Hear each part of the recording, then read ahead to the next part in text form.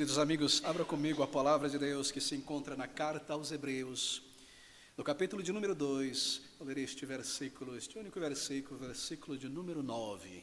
Hebreus, capítulo 2, versículo de número 9. Vemos, porém, coroado de glória e de honra, aquele Jesus que fora feito um pouco menor do que os anjos, por causa da paixão da morte, para que pela graça de Deus provasse a morte por todos. Vemos aquele Jesus. Deixe-me acrescentar mais um versículo de contraste. É o versículo de número 6, a segunda parte. Mas em certo lugar testificou alguém dizendo: que é o homem para que dele te lembres. Vemos o homem e vemos Jesus Cristo. O nosso tema nesta noite é uma pergunta que precisa ser definida na palavra de Deus, é claro. Eu penso que é uma das perguntas mais essenciais da existência humana. De fato, saber o que é o homem, o que é o ser humano e quem é este Jesus Cristo anunciado nas páginas da palavra de Deus, a Bíblia. O que é o homem, quem é Deus, quem é o Senhor Jesus Cristo. Eu gostaria de falar nesta noite a respeito desta verdade tão importante. Na verdade, se trata de dois conceitos, se nós podemos colocar nesses termos. Nós falamos muito sobre a pessoa do Senhor Jesus e temos a tendência de definir o ser humano. Ele é isto, é aquilo mais. Mas nós precisamos nos voltar à palavra do Senhor para encontrar aqui a definição daquele que criou o ser humano. É de fácil entender o que é o ser humano, quem somos nós como criaturas de Deus. E então, é claro, quem é Jesus? É um tipo de homem diferente. Quem é o Senhor Jesus Cristo? Esse capítulo a respeito do Senhor Jesus Cristo, todo o livro de Hebreus a respeito dele. Este livro fala sobre a encarnação do Senhor Jesus Cristo, Deus eterno, que veio a este mundo. Este livro fala sobre a vida do Senhor, sua humilhação, sua obra, sua morte sacrificial. E também fala sobre a ressurreição e ascensão do Senhor Jesus.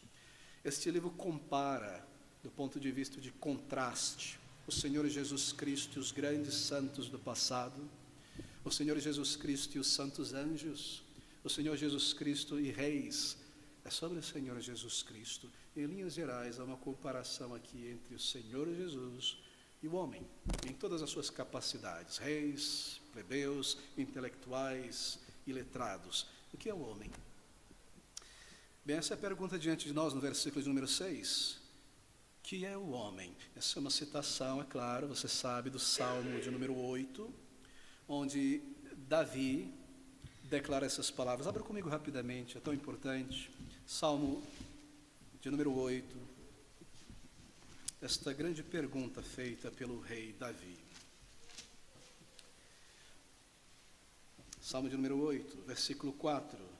Que é o homem mortal, para que te lembres dele, e o filho, as descendências do homem, para que o visites. Bem, Davi declarou estas palavras quando ele adorava a Deus. Observe o versículo 1. Ele está adorando, contemplando o Senhor. Ó Senhor, Senhor nosso, quão admirável é o teu nome em toda a terra, pois puseste a tua glória sobre os céus. Tu ordenaste força da boca das crianças dos que mamam por causa dos teus inimigos, para fazer calar o inimigo e vingador. Quando vejo os teus céus, obra dos teus dedos, a lua e as estrelas que preparaste, então ele indaga: Senhor, tu és tão imenso. O que é o homem diante de ti? Porque o Senhor atenta para um ponto tão pequenino, uma faísca de luz no universo, sendo o Senhor tão imenso, tão glorioso, tendo criado tantas coisas. O que é o homem diante de ti, Senhor? Que o Senhor se volte e dê atenção ao ser humano. É diante de maravilhamento quanto à glória de Deus que esta pergunta é feita. E ela é citada, então, aqui no livro de Hebreus. Ela é repetida da mesma maneira como uma pergunta que exige, é claro, uma resposta. E, obviamente, o autor, ele segue, então, nos dando esta resposta.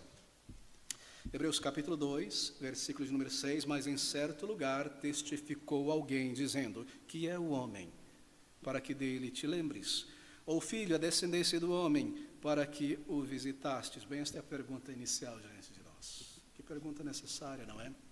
Talvez você não ache necessário. Se alguém lhe perguntar o que é o homem, o que é o ser humano, uma pessoa tem 2 pés, 2 pernas, cabeça, anda, faz as coisas.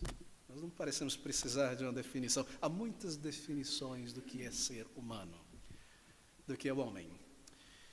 Dostoiévski, aquele escritor russo, ao ser indagado sobre o que é o ser humano, deu uma resposta muito interessante. Ele disse: o ser humano, o homem, é um ser que anda em 2 pernas e é ingrato. Isso fala algo além das capacidades físicas do ser humano, fala algo sobre a sua constituição moral, não é? Mas o que é o ser humano, queridos amigos? É meramente um corpo? Se você fizer esta pergunta a cientistas ateus, é claro, da área de física, química, biologia, talvez a resposta que você receba seria essa. Um ser humano, um homem, e por homem eu sempre me refiro a homens e mulheres, genérico masculino. Um ser humano, um homem, uma pessoa mediana em seus 30, 35 anos de idade, mediana em termos de idade, duração de vida. Uma pessoa em seus 30, 35 anos de vida, pesando aí 80 quilos, 85 quilos. O que é este ser humano? Bem visto por uma pessoa que não conhece a Deus, que tudo que conhece é o ser humano como corpo, como criatura. A resposta não seria esta. Ele é 25,5 kg de oxigênio, 47 litros de água, 56 gramas de sal, 1,3 kg de cálcio, 10 kg de carbono, um pouco de cloro, um pouco de fósforo, um pouco de ferro, um pouco de sulfato e um pouco de glicerina. E você poderia encontrar tudo isso em uma farmácia de manipulação e comprar toda esta receita por 2 notas de R$200. Isso é o ser humano visto meramente como um corpo, considerado fisicamente. Pó, uma fumaça passageira, algo que passa, tremendamente frágil, que cai e morre e é consumido por outros seres e se torna gás no universo e mais nada. O que é o homem, para que dele te lembres? Bem, se o homem fosse somente isso, seria uma tragédia, não é verdade? Mas a Bíblia, ao descrever o ser humano, ela não para na pergunta. Ela nos informa algo sobre o ser humano. Em Gênesis capítulo 2, por exemplo, no versículo 7, nós temos a descrição da criação do ser humano. E ali está a resposta sobre o que é o ser humano. E formou o Senhor Deus o homem do pó da terra. Sim, ele possui toda esta receita de minerais, mas veja, e soprou em suas narinas o fôlego da vida, e o homem foi feito alma vivente. O ser humano é muito mais do que um mero animal formado do pó da terra. O ser humano é absolutamente único e diferente em toda a criação de Deus. É um grande erro de estima considerar o ser humano um animal elevado, um animal racional. Nós simplesmente não somos animais, nós não pertencemos a esta categoria. Deus não soprou nas narinas dos animais este fôlego de vida. Ele disse: haja os animais, haja vida, e eles surgiram almas viventes. Mas Deus tomou o homem que fez, sim, do pó da terra, com esta receita, e soprou alma vivente. E assim o homem, o ser humano, veio à existência como um ser único em toda a sua criação. Ele recebeu a imagem de Deus. Claro, não a imagem física, porque Deus não possui estas partes corporais que nós temos, mas a imagem moral de Deus. O ser humano é muito mais do que um mero animal. Por que eu estou dizendo isso? Porque uma das mentiras satânicas propagadas em todo o mundo é esta: nós somos meros resultados da matéria, da chance, do acaso. Não há uma alma, não há Deus, não há nada espiritual, não há nada além desta vida, daquilo que é físico. O que é alma? Um composto químico dentro de nós, se chocando, se movimentando e produzindo estes sentimentos corporais. Esta é a mentira de Satanás. E o objetivo de Satanás é negar o Criador, e negar o estado e a natureza humana, e a eternidade, e a nossa necessidade, é claro, de um Salvador. O que é mais intrínseco na propaganda ateia é exatamente isso. Está em suas filosofias, em suas músicas, em todo lugar. E porque eu não tenho uma alma, e não há um dia em que a alma sobe a Deus para prestar contas, então o resumo é isso. Faça o que você quiser, viva, aproveite, desfrute, seja levado pelo que lhe interessa, porque então tudo se acabará. O resto é apenas carbono. Um dia este universo irá acabar, o sol está esfriando, não haverá mais nada. E essa é a verdade. Não, essa não é verdade. E soprou Deus no homem o fôlego da vida, e foi feito alma vivente. Além disso, nos é dito que somente o ser humano foi criado à imagem e semelhança de Deus. E assim ele foi pronunciado como superior, acima dos demais animais. Estou tentando desenhar, esboçar, o que é o homem? Resposta à nossa pergunta em Hebreus. Nós aprendemos então que este homem criado por Deus, ele foi constituído de dois elementos. Primeiro o seu corpo, mas então também a sua alma. Uma parte sendo material, mortal, terrena, perecível, e outra sendo imaterial, eterna, imperecível. E assim como o corpo possui suas faculdades, você já ouviu isso tantas vezes, a alma também possui. O corpo é dotado de toda esta estrutura magnífica, não é? Quanta ordem há no corpo de um ser humano. Você começa a pensar sobre os primeiros pequenos blocos que constituem essa construção. Para além dos átomos, moléculas muito menores que se organizam e formam átomos, que se unem e formam moléculas. E moléculas que se unem e formam tecidos, e tecidos unidos formando órgãos, e órgãos unidos formando sistemas, e sistemas unidos formando um corpo, um ser humano. Não é maravilhoso? E você pensa sobre a alma. O que é ser humano? O que me torna ser humano? A alma é o que nós somos. Mas a alma não é algo abstrato, um composto único, sem ordem, sem faculdade, não. Foi dada por Deus a alma que Ele colocou no ser humano, estas faculdades gloriosas. O corpo, ele comunica aquilo que nós somos. Aquilo que nós somos é a nossa alma. E assim como um instrumentista toma uma matéria física como um violino e põe sobre ele a sua capacidade mental, e daquela matéria produz música, algo abstrato e belo que produz sentido. Assim, a alma, utilizando do corpo, do cérebro em particular, produz a pessoa, a expressão, o ser, a individualidade de cada ser humano. A alma. E na alma nós temos a mente. Se você prefere a razão. E como isso nos difere dos animais, pelo menos a maioria de nós. Você tem a capacidade de ponderar, de pesar as coisas, de tomar as suas decisões. E tendo compreendido as coisas, então, a vontade que está em nós, esta outra faculdade da alma, a vontade, ela age, ela busca, ela faz o que compreendeu a mente. E a alma possui também as afeições, aquilo que nós chamamos de sentimentos.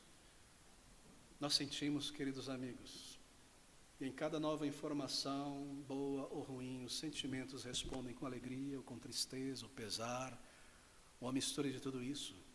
E há também na alma humana a consciência. O que é a consciência? É maravilhosa. A consciência é a voz de Deus na alma. A consciência é como uma lanterna na alma. Ela perscruta, ela observa, ela analisa todas as faculdades da alma, buscando perceber se nós somos consistentes com aquilo que nós cremos, nos julgando ou nos justificando. Deus colocou dentro de nós este padrão do conhecimento, e com a queda do ser humano do pecado, há então o conhecimento do bem e do mal, e o bem e o mal devem ter referência a padrões, a leis, e a consciência monitora, observa como nós respondemos à nossa crença, nos julgando ou nos justificando. E há também esta outra faculdade gloriosa dada ao ser humano, o Espírito. O Espírito é uma faculdade da alma. Nós somos compostos de duas entidades apenas, não três, corpo, alma e espírito, mas o espírito é uma faculdade da alma. Claro que não somos, e não precisamos debater muito isso, é só você perceber que na morte nós sabemos que é apenas o corpo que fica e a alma sobe. Pronto. Não há duas entidades subindo. O corpo fica e a alma sobe de mãos dadas com o espírito. Lá no céu haverão dois, que é um, como é que é isso? Não. O espírito é uma faculdade da alma, é aquela capacidade que nos foi dada por Deus de comunicarmos com Ele, de adorarmos ao Senhor, de orarmos ao Senhor. É por isso que é dito que no pecador que não conhece a Deus, ele está morto. Mas morto como? A sua alma está viva. Ele pensa, ele age, ele produz, sim. Ele está morto em seu espírito, o seu espírito está inativo, porque ele não adora a Deus. Ele não reconhece o seu Criador. Ele está enterrado em seus pecados, isto é, morto, não adora a Deus. Enterrado, jaz em delitos e pecados diante de Deus. Essa é a faculdade da comunicação espiritual. Ela precisa receber vida de Deus para nós podermos de fato conhecer a Deus. E assim, queridos amigos, há na alma todas estas capacidades tão gloriosas que nos distinguem dos animais. O que é o homem? Pergunta a palavra de Deus e perguntam os filósofos. São muitas as definições, não é? A palavra de Deus é mais clara, mais consistente, mais verdadeira a realidade em nossa volta e dentro de nós. A alma que se comunica com Deus. Bem, este é o ser humano. Mas veja, chegando a esta resposta, a Bíblia levanta outra pergunta. E a pergunta é esta: o que está errado com a alma? O que está errado com o ser humano? Bem, se nós entendemos que o ser humano foi criado à imagem e semelhança moral de Deus, e Deus é justo, é santo, é reto, é glorioso, porque ele se comporta então como um animal. Spurgeon, aquele pregador do século XIX, batista reformado, quando a teoria da evolução tomava sua força naquela época, e era dito que o ser humano havia vindo de símios, não é? Usando o termo mais como macacos, não especificamente macacos, mas gorilas. Ele dizia: eu estou começando a crer nessa teoria, que o ser humano de fato vem do macaco, dos gorilas, porque quanto mais eu observo o ser humano nesta cidade, mais eu creio que são animais. E eu creio para muito além disso, dizia ele. Eu creio que esse ser humano continua evoluindo. Ele está passando agora de ser humano para demônio, evoluindo para demônio. Na verdade, o que deu errado? O que está errado?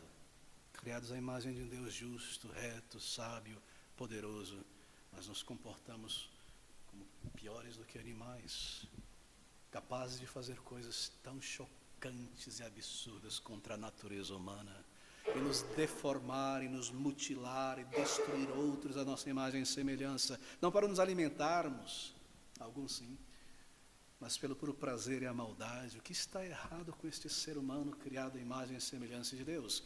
A palavra de Deus então responde que, tendo sido criado à imagem e semelhança de Deus, em honra, em status elevado quando comparado aos animais, em glória para dominar os animais, isto é, inteligência, uma mente racional, o ser humano, então, nos é dito, se rebelou contra o seu Criador.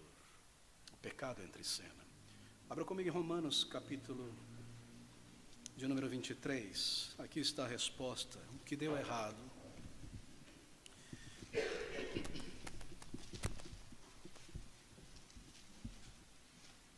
Perdão, 23 não, porque não há. Romanos, capítulo 3, 2.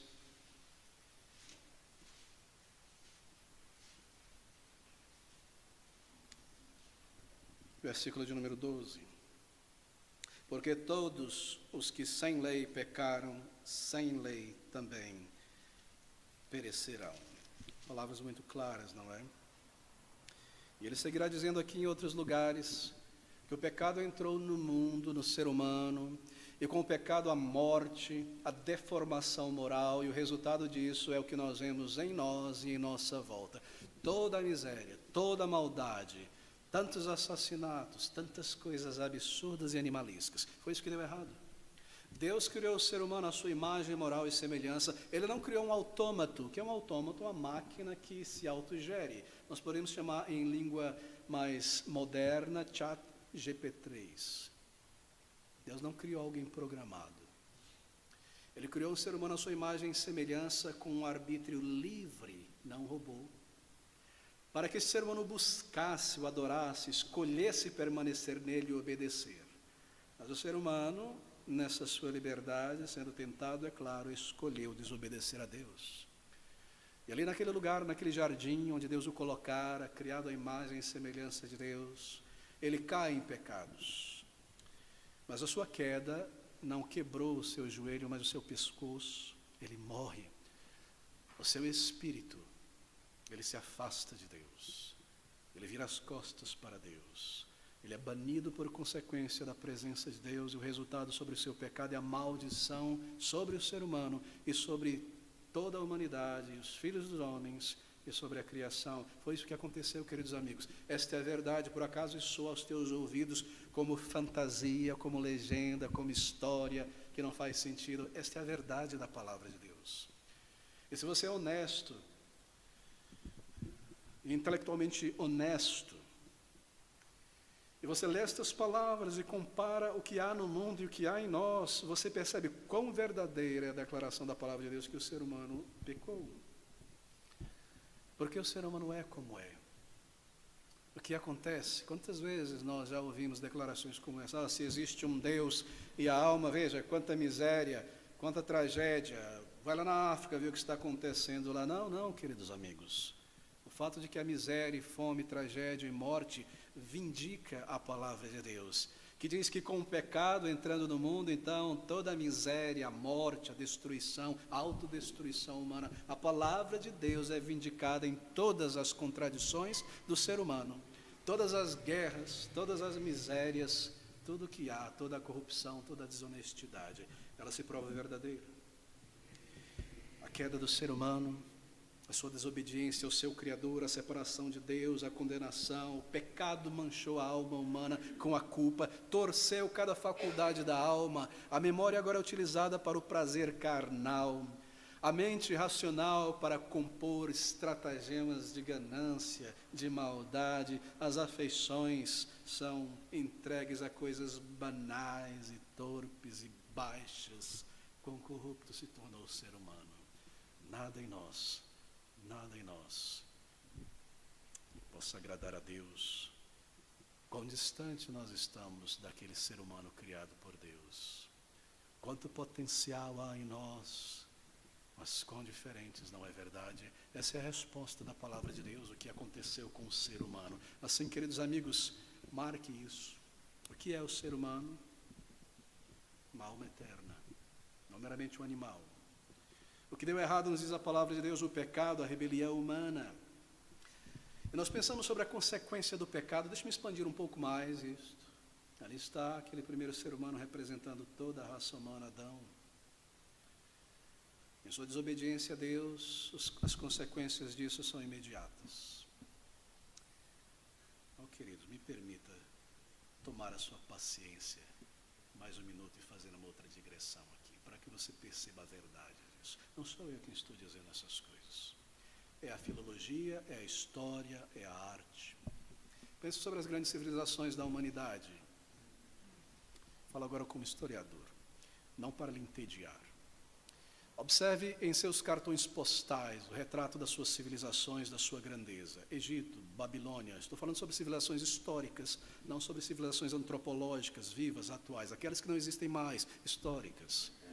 E eles contam para o mundo a sua história, a sua origem. O que você vê lá? Você vê a narrativa da palavra de Deus. Pense sobre os gregos, por exemplo, o esplendor da antiguidade, que trouxe à existência Roma, os gregos, Atenas, aquele imenso cartão postal, naquele grande monte Acrópolis.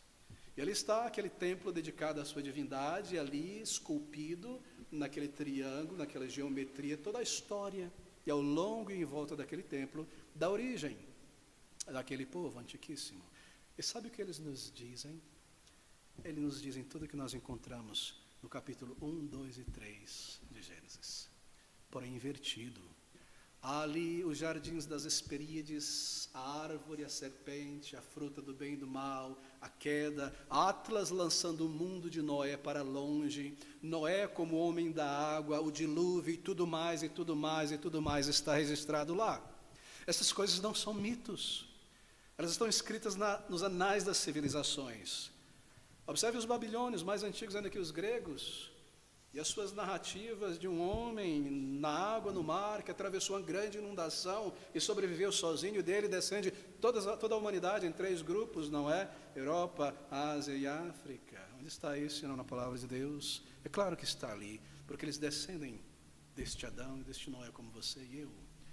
Eu não preciso ir além para falar dos egípcios.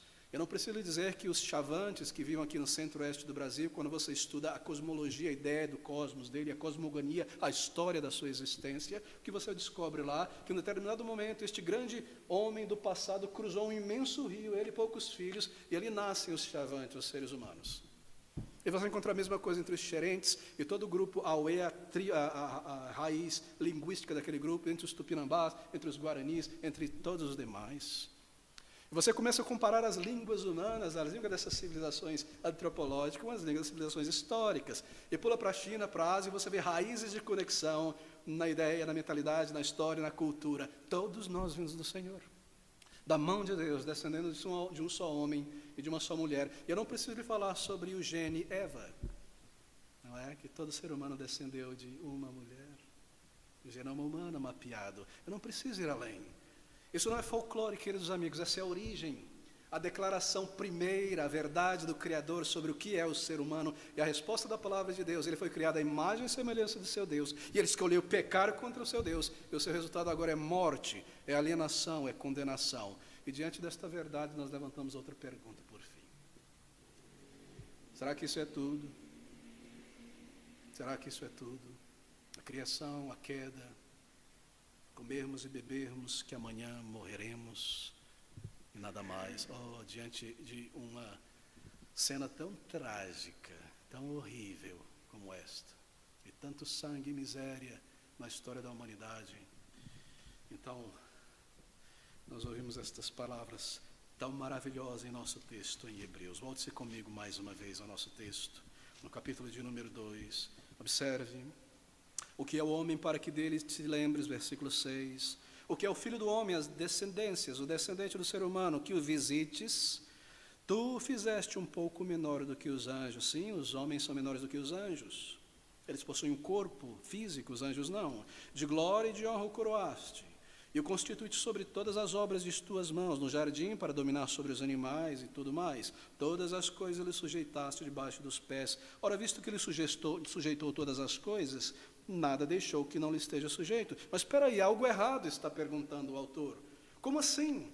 O Senhor criou o ser humano menor do que os anjos, deu poder, deu glória, deu autoridade, mas quando nós olhamos em volta, não há estas coisas.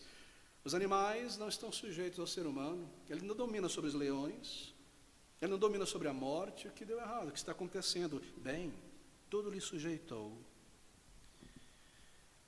Mas agora ainda não vemos que todas as coisas lhe estejam sujeitas. Mas vemos isto. Um novo homem. Não mais Adão, mas um outro Adão.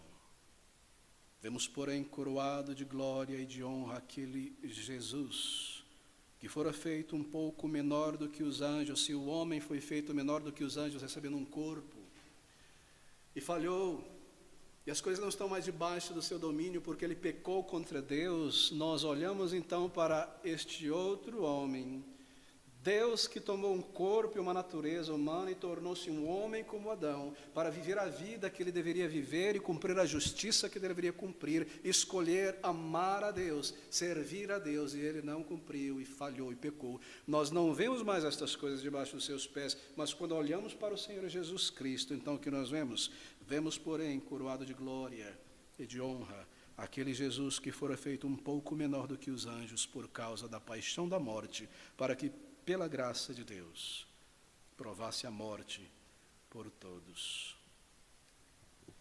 Trevas, culpa, poluição da natureza humana, Tremendas mudanças aconteceram em Adão depois da queda. Ele não se alimentava de sangue, de células humanas, uma nova biologia em seu sistema para absorver estas coisas. A terra produzia naturalmente, com facilidade, sem dificuldade. Agora a dificuldade, o suor, ter que arar, ter que lutar contra as ervas daninhas, e no meio de tudo isso, espinhos e um calor terrível. A maldição, a depravação total do ser humano, uma disposição agora para pecar contra Deus, isso não estava nele. A presença do mal em todo o ser humano, a miséria no mundo, o sofrimento, a morte, a tragédia, a depravação total da alma humana. O homem se torna uma vítima de si mesmo, do seu próprio pecado e também de Satanás. E acima de tudo, debaixo da ira de Deus, que deve punir o pecado e o pecador. Condenado pela lei de Deus, e um julgamento garantido e certo. E nos diz também Paulo em Romanos 6, 23, que a paga de tudo isso, o salário do pecado, é a condenação, é a morte eterna. Assim, este é o veredito da palavra de Deus. Mas nós perguntamos, é só isso? Em outras palavras, esse é o fim? Não, queridos amigos. Por que ele fez isso? Tornou-se como Adão, um homem. Versículo 10, porque convinha que aquele para quem são todas as coisas, Deus, e mediante quem tudo existe, trazendo muitos filhos à glória, consagrasse pelas aflições no seu corpo o príncipe da salvação deles. Porque assim, o que santifica como os que são santificados, são todos de um, por cuja causa não se envergonha de lhes chamar irmãos.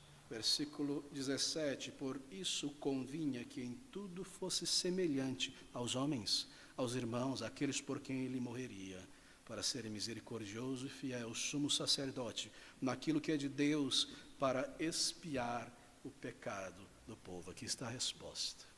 E este é o Evangelho. Ele veio a este mundo para ser o representante de uma nova humanidade, para ser o cabeça federal de uma nova humanidade. Tomou um corpo e uma natureza humana como Adão tinha, sem pecado, como Adão, sem pecado no jardim. Submeteu-se a Deus em todas as coisas, jamais pecou contra o Senhor. Que desvantagem ele teve, não é? Quando comparado a Adão. Adão não estava cercado de pecadores, de fariseus e de saduceus. Que tremenda desvantagem. E ainda assim venceu todas essas contradições. E oferece a si mesmo, porque o pecador deve ser punido. E leva a punição do pecado. E em sua morte, ele expia, ele propicia, ele substitui, ele oblitera, ele apaga, ele cumpre o que a lei exige, expiando o pecado, recebendo a punição. Ele propicia, ele torna Deus propício ao homem. E ele substitui aqueles por quem ele veio morrer. Substituição. Que mensagem maravilhosa. E pelo seu poder, queridos amigos, deixe-me concluir aqui. Espero que você esteja compreendendo a narrativa do Evangelho, a narrativa da história da salvação. Pelo seu poder, pudesse agora, pelos seus méritos, dar a milhões de pessoas o paraíso, a retidão moral perdida, o paraíso perdido, aquela comunhão com Deus que tinha no início, aquela paz, alegria e relacionamento real com Deus, e extirpar a morte que entrou na humanidade, vencendo-a. Deus que se fez homem para morrer, para de fato sofrer a punição do pecado, fez-se carne, um de nós, um representante, um pouco menor que os anjos, por causa, versículo de número 9, da paixão da morte, para que pela graça de Deus provasse a morte por todos os filhos, isto é, provasse a morte, provasse. Não foi apenas provar, ele tomou todo o cálice. Meus queridos amigos, esta é a verdadeira história da humanidade. você prefere a filosofia da história, o sentido da narrativa do progresso humano em toda a sua existência. A criação, a queda do ser humano, o Salvador prometido, tudo mais girando em torno disso. Cristo nasce, Deus encarnado, para morrer, para salvar, para restaurar o homem. Aqueles que olham para Ele como Salvador e olham para si como pecadores, e correm a Ele de mãos vazias de méritos para receber os méritos de Cristo que Ele alcançou em sua vida e serem reconciliados com Deus. Que Deus, o Filho de Deus, se tornasse um homem, para que os filhos dos homens pudessem se tornar filhos de Deus. Essa é a verdade. Essa é a história da humanidade. É nesse ponto em que nós estamos. Esse é o sentido. E em breve Ele retornará. Então, queridos amigos, tudo o que Ele prometeu, Ele concluirá. Ele reunirá o joio, Ele separará o trigo, Ele punirá o pecado, Ele tirará deste universo toda a mancha da maldição do pecado e restaurará toda a criação. Não haverá mais espinhos, nem o sol te molestará de dia, nem a lua de noite. E não haverá decomposição do corpo, e morte iminente, e vazio e culpa. Ele removeu todas as coisas e restaurar aquele paraíso, um novo céu, uma nova terra. Se isso não te emociona, e se isso não transforma aquelas séries contínuas da Netflix em nada, então, o que mais poderia? Não é maravilhosa a narrativa? Esse é o contexto. Esta é a realidade de cada um de nós. E eu devo lhe perguntar, você já foi ao Senhor Jesus? Você já pediu a Ele que você realmente necessita?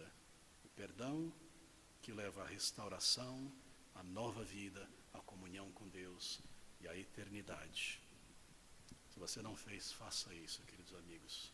Em Jesus Cristo, todas as coisas estão. A vida, o perdão e a eternidade. Ele é o centro de toda a história do universo. E a sua cruz, o pináculo da história do universo. O maior evento, a maior transação na história do universo. Que os meus pecados fossem colocados nele. E a sua vida perfeita e os seus méritos creditados a mim. É tremendo. Esse é o mistério do reino de Deus. Não seria por obras, não seria por esforço humano, seria por Deus vindo, uma vida perfeita cumprindo a lei de Deus, uma salvação real a pecadores. Cristo Jesus, o Salvador.